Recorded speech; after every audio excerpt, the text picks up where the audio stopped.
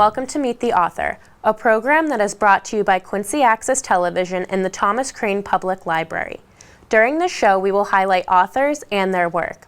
Copies of their books are available for checkout at the Thomas Crane Public Library. Also, the library hosts book clubs for all ages, and you can find out more information about them if you visit the library's website, thomascranelibrary.org. Janet, welcome. Thanks for coming. Thank you very much. Glad to be here. Great to have you. As I mentioned, this is your latest book, so you have two previous books. Yes, I do. 2 books on the American Revolution. Yeah, actually. So this is quite a turn of events for you. Definitely. So tell us about yourself, first of all, if you could. Well, I was born and raised in Quincy. Oh. So it's always considered my home. I live on the Cape right now. Okay. You said, I wrote the other 2 books, and that's my passion, the American Revolution. But then I was put on the jury of the Whitey Bulger trial and felt like I needed to write about that, and so I did. Wow.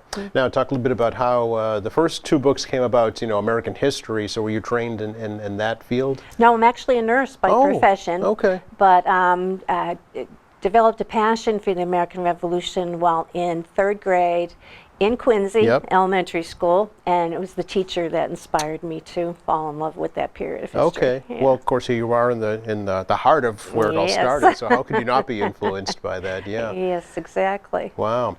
But you mentioned you were picked for the jury. You were juror number 12, I guess, right? Juror number 12, the perfect juror, because I had been out of the state for the 30 years that Bulger, well, most of the time Bulger was most active, and avoided anything to do with organized crime. It just didn't interest me. I'm probably the only person my age that can say I never read The Godfather or saw the movie. Wow, okay. So this was your first introduction into this. Yeah. Wow, what was that like? Going into the trial, I expected to be horrified by Bulger's criminality, the little that I knew about him. And my background in the American Revolution and my writing background, I made sure to put that down on the questionnaire in the initial jury poll. So one, they'd know that I did write books and I might just write a book, and also that I had this background in the American Revolution and understood the principles of the founding fathers. They chose me anyway. Much to your chagrin or not? And then in opening statements, when Bulger's own attorney stated that his client was guilty of most of the charges, my response was, what are we doing here? And I kind of realized it was going to be more than met the eye. Yeah. Okay. So, I mean, did you have to, in putting this project together, because that was only, 5 years ago? Yes. Did you have to kind of reschool yourself in writing a crime novel? Yeah, a little bit, because it was very different from what I had done. I wrote it as a Romana Clay, if you will, per legal counsel, just because that way I could say more without, identifying individuals necessarily. Okay, all right. Because my focus in the book wasn't so much Bulger's criminality, but it was the horrifying depth of corruption within the Boston Department of Justice. Wow, really? Okay. And so following the trial, I tried to research out what I knew they didn't tell us during the trial. A jury's supposed to, make decisions based on facts they're given, but I knew that we weren't given a lot of facts. And my research put me in touch with actually Bulger, his girlfriend Catherine Gregg, John Connolly, the FBI agent. I've been to see Bulger 3 times and interview him. Really? Yeah. What was that like? Scary the first time. Yeah, I really was frightened. He's a complex individual, He's definitely got that criminal aspect to him, but there's also, he's human, So what are the facts that weren't revealed in the trial, and are they revealed in the book? That Bulger claims, and I do believe from the trial itself, even before talking to Bulger, that he was never an informant, that everything we know about Bulger was based on the testimony of 5 individuals who obtained outrageous deals from the Department of Justice in Boston, the Boston U.S. Attorney's Office, for what they had to say about Bulger. And all of these individuals never thought Bulger would be captured, first of all. And then the jury itself, half of us in deliberations would not take the testimony of these individuals seriously because we felt the deals they received were so outrageous, anyone would have lied to get what they got.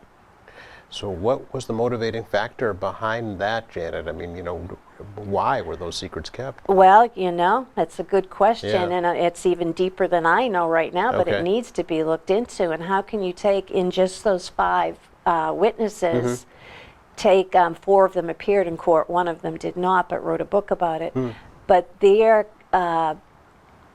amount of murders they admitted to committing are close to 100 probably. And if you put that in the scales of justice, how do those 100 murders weigh less than Bulger's murders?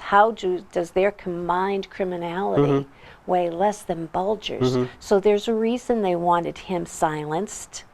And what a lot of people don't know is the trial never had to be because Bulger wanted to plead guilty and accept even the death penalty with no appeal. Really? Yes, so it was, in my opinion, Yeah. a very orchestrated trial and a very protected story. Now, you also kind of take the media to task in the book, do you not, for I do. not delving further into this? Yeah. Not delving further, and also I've found since the book's come out actually, Yeah. Boston media doesn't want to touch it because we have a number of journalists, both from the Globe and the Herald, who have written books themselves based on the testimony of these 5 individuals I just told you about. Right. All of the stories are based on that.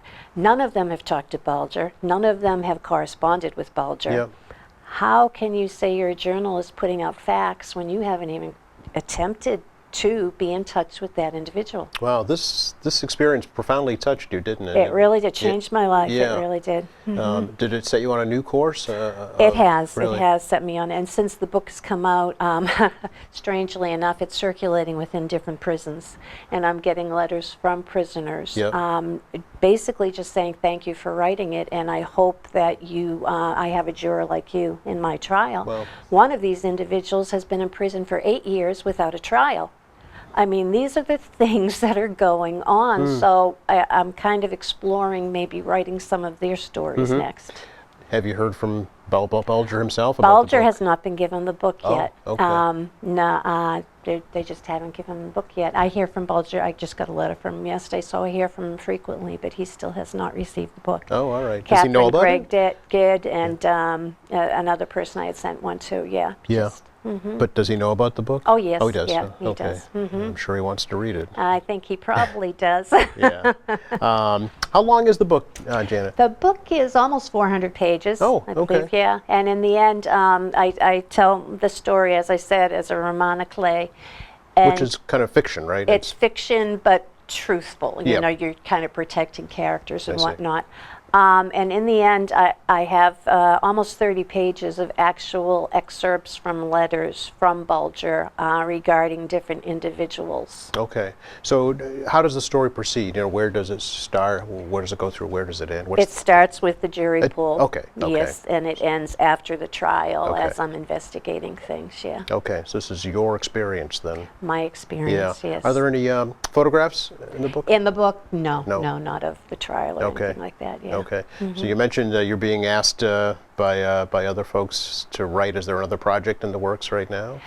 Starting to Okay. interview people in regard to that. And another area that probably I'd go forward with is a lot of people don't realize Bulger's involvement in the MK Ultra project, the CIA experimentation back in the 50s and 60s. They were experimenting with LSD basically on people that had no idea what was being done to them. And according to the United States Senate hearing in 1977, they were attempting to modify behavior, maybe Born Identity series kind of based on that, but also modify it to the point of making an individual homicidal.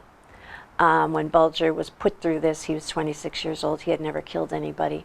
Another person that was part of that experimentation was Ted Kaczynski, the Unabomber. He was a student at Harvard at the time.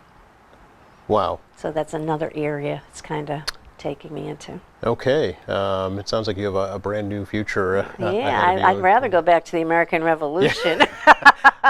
Well, I think you're being called in a different direction right now. Yeah. When did the book come out, Janet? The book came out in April. Oh, so recently. Yes, Okay. recent. Thank you so much for coming over to share. Thank you very much. And good luck with this project and with future projects too. Yeah, thank you. You're welcome. Hi, Jane. Thanks for joining us today. Thank you so much for having me. It's my pleasure.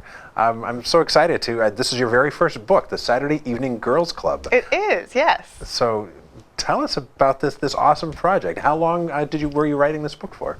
I worked on it on a really part-time basis. I had learned about the club, which was a North End women's club, when I was writing an article for Boston Home magazine. I'm a freelance writer. I did a lot of shelter magazines back in the day, and my editor at the time asked me to write a column on New England antiques. She asked me, first she asked if I had expertise on New England antiques, and I said, absolutely not, no. But she said, well, I need you to do this anyway. And Saturday Evening Girl Pottery was one of my first articles. So how did you find out about Saturday evening, like girls in pottery? I assume they're women, not girls. Yeah, young women, so late teens, early 20s. Okay. She had mentioned them. I had never heard of them. It's the pottery itself is actually highly collectible. It's an iconic example of the arts and crafts movement of the early 1900s, and so the arts and crafts movement, to explain that, it started in the UK and it came over here, and it was really artists and craftsmen responding to mass production and industrialization. They wanted to create beautiful things for the home that were handmade. Okay. So that I learned about the pottery first and became intrigued with the story of the women behind the pottery. Mm-hmm.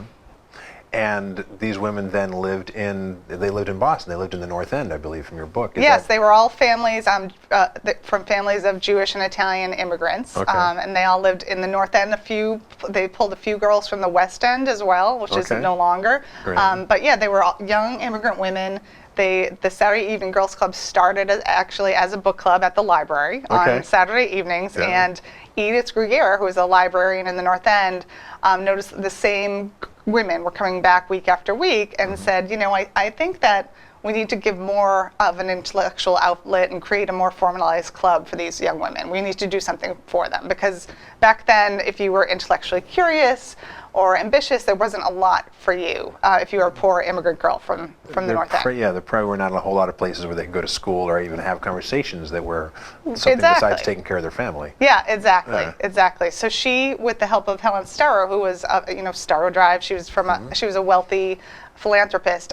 They created this club for these young women, and they pulled professors and rabbis and doctors from all over the city to come speak every week, and really gave these girls like an informal higher education. That's a lot more than just a book club, then. Exactly. So they wanted to create something much bigger than just the book club. And so with Helen's generosity, they purchased a building for the club. They had rules and officers and newsletters, and they did fundraising through plays and different events. And then, like I said, they created this informal higher education programming by bringing in, Edith Grugier, the librarian, and Helen Starrow had tons of contacts all over the city, and they tapped into those contacts and gave these girls really like this, amazing experience, this amazing, informal higher ed. That sounds like a really life-changing thing for a lot of people. It really was. It really changed these women's lives, being part of the club. In fact, in my research, Kate Clifford Larson, who's a local historian, she did her doctoral thesis comparing women at the time in the North End who weren't in the club with those that were of the same age, and she found over the course of their lifetime they were higher educated, they were more upwardly mobile, and even their children benefited from that sort of upwardly mobile. This is we can lift everybody by educating women. Exactly. Yeah, it was really incredible. How many people were involved? How many women participated in this club? At its height, actually, which was right around like 1908 to 1915, the club serviced over 300 girls and young women. Wow. All over the North End.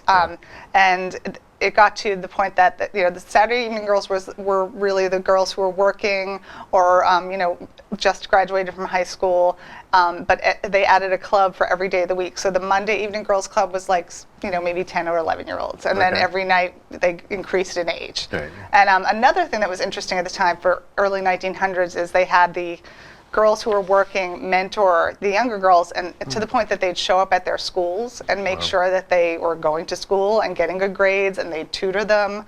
Because at the time, a lot women often didn't even graduate high school, and they just, they really stressed that education. And Helen Starrow, actually one of the characters in the book, received a college scholarship from Helen Starrow, and I don't have an exact number, but she provided scholarships for many of the women to go to 2-year schools and 4-year schools and part-time programs like Wheelock at the time and different ones. So amazing. So have you met any of these women? I assume that some of them must still be alive today, as they would be rather old at this point, or maybe they're children. Yeah, they're not alive today, but it's been I guess really. that would be quite a while ago. Yeah, it's been really interesting though, because I hadn't met any of the families in my research, but then I was at I did a talk in Watertown at Stellina Restaurant, and this woman came running in and said, my friend, I just moved from Brooklyn an hour ago, and my friend said I had to come down here because my grandmother was one of the original Saturday Evening Girls. Wow.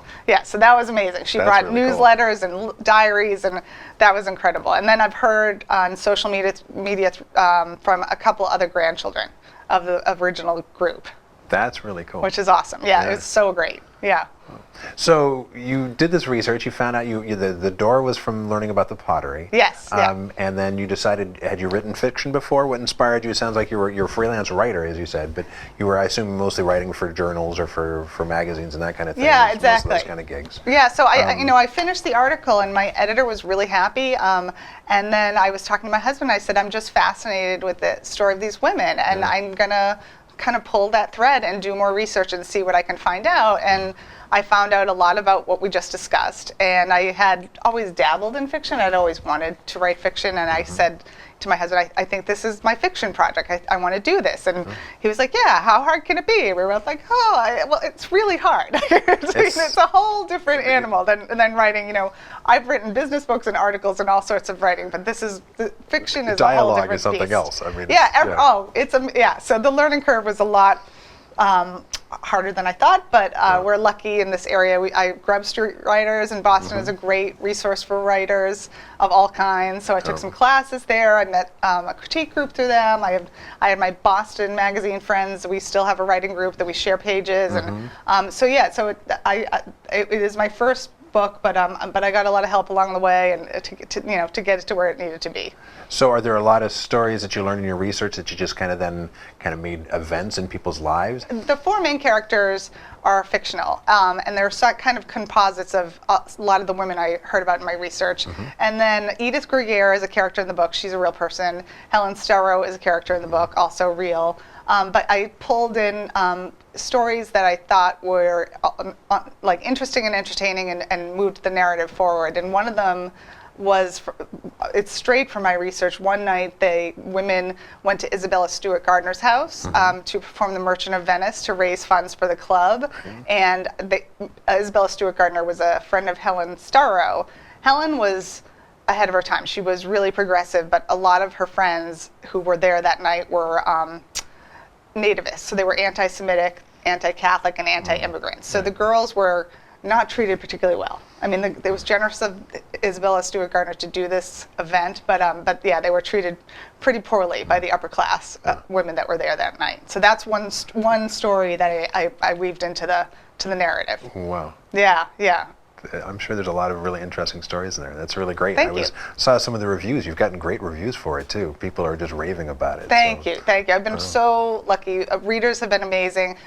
New Englanders have been amazing. I think we're really proud of our history around here. For sure. Yeah, so people have been incredible. I mean, this morning I got an email from a reader, and it just makes my week when people reach out like that and say this story touched them in one way or another, or they have a relative from the North End and it brought back memories, or just so fantastic. And we have so many immigrants. I mean, it makes sense. Then.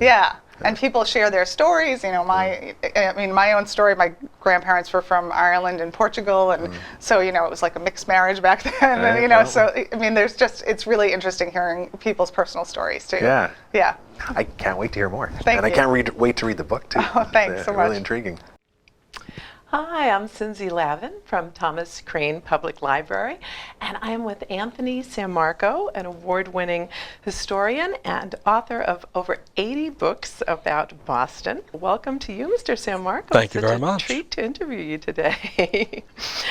Now, over 80 books about Boston. You must know every blade of grass in the city. I learn on a daily basis, but I try to actually look at local history as something that not only do I learn from the people that read the books, but I'm constantly exploring new books and research. Tell us a little bit about Jordan Marsh, Boston's first department store. Jordan Marsh is not just New England's largest store, but when it was founded in 1851, it was something that was a dry goods store. And there were two partners, Eben Dyer Jordan and Benjamin Lloyd Marsh. They had been very successful in their own right, and they joined forces in 1851 to create what became a department store. And in that instance, they basically offered to the public everything under the sun. But during the period between 1851 and 1881, the company would have moved 4 times. And by the period of the 1880s, they were at the corner of what is today Washington and Avon Streets, and they would even expand further at that point to Summer Street. So by the turn of the 20th century, it was not just one of the major department stores in the city, but it was the largest in New England.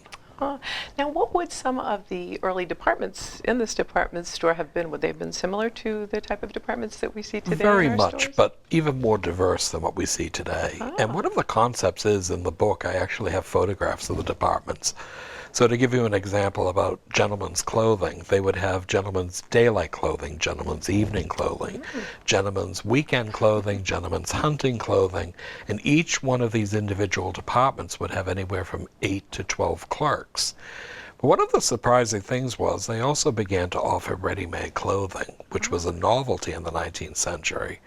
And what we saw in some ways was that Jordan Marsh was the trailblazer for department stores in Boston. And we might think of places such as Filene's and Kennedy's and Raymond's, R.H. Stearns, R.H. White. Each one of these stores were very well patronized, but they were actually modeling themselves in some ways on Jordan Marsh. What were some of Jordan Marsh's firsts? Well, in a lot of ways, not only did they have the first telegraph in Boston, but they were said to have had the first electrified store in the city. And you begin to realize in some ways that it wasn't just in the 19th century that these innovations were being introduced.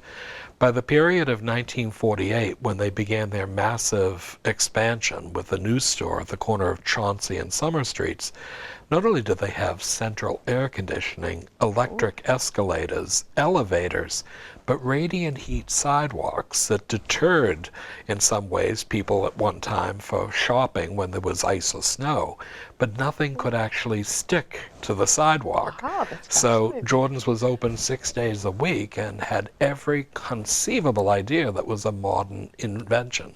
Oh, and I'm also sure the elevator had a lot to do with the ability to expand. Exactly. You know, we're used to thinking of these tall buildings, but in those days that was kind of a novelty to have multi-store. But even in 1881, when they expanded into what was called the Tower Building, which was 5.5 stories, it had a half attic, they still had an elevator, and it was actually something that was driven by steam. But by the period of the 20th century, you began to realize it wasn't just a magnificent staircase that you would see, which was modeled on Bon Marché in Paris. That was basically what Jordan Marsh was trying to do, was to give a little bit of a European flavor to the store.